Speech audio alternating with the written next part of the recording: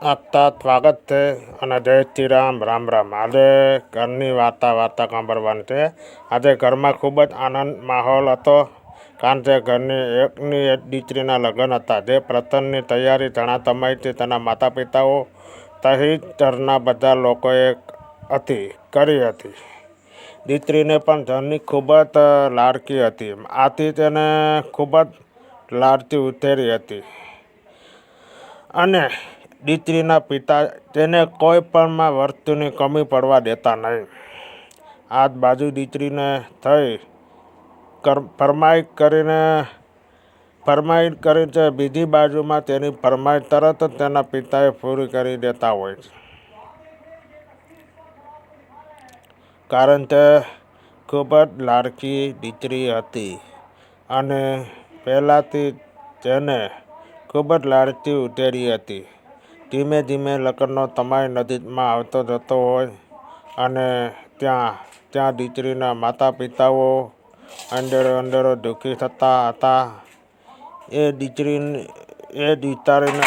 વિચારીને હવે દીકરીને અહીંથી ચાલી જવાની છે.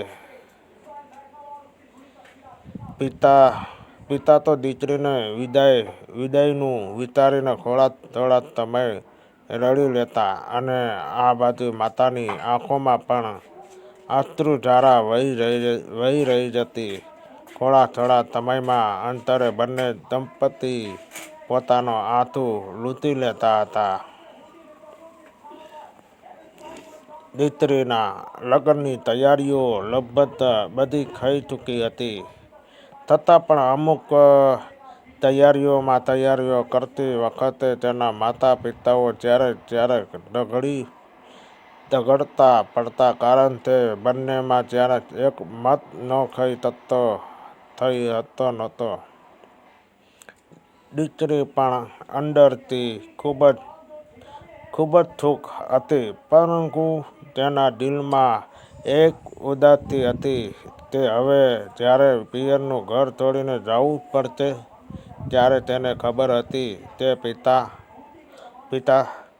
પિતાની તે સૌથી મોટી કમજોરી છે અને પિતા તેના વગર રહી ન શકે.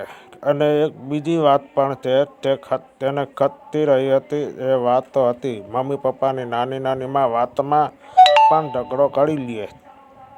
વિચારી રહી છે કે એમાં તેને એક સુંદર વિચાર આવ્યો અને લગભગ એની વિદાય શરૂ થવામાં થોડીક વાર હતી અને સ્ટેજ પર પહોંચી ગયા. માઇકમાં હાથમાં લઈને સંબોધન કર્યું.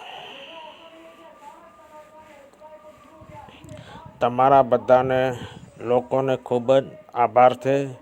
તમે બધા લોકો મારા લગ્નમાં આવ્યા છો.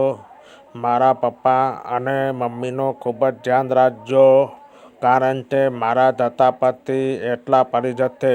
પરંતુ હું એક વાત કહેવા માંગુ છું. મારા પિતાને અને બધી છોકરીઓના પિતા છે. તમે દીકરીને ખૂબ જ લાડથી ઉછેર્યો છે અને લગ્નમાં તમે ઈચ્છો છો તો તમને પતિના રૂપમાં કોઈ એવો માણસ મળે તો જે અમને રાજકુમારી જેમ રાખે અને એક એવી જિંદગી આપે જે માત્ર ચોરીમાં હોય છે.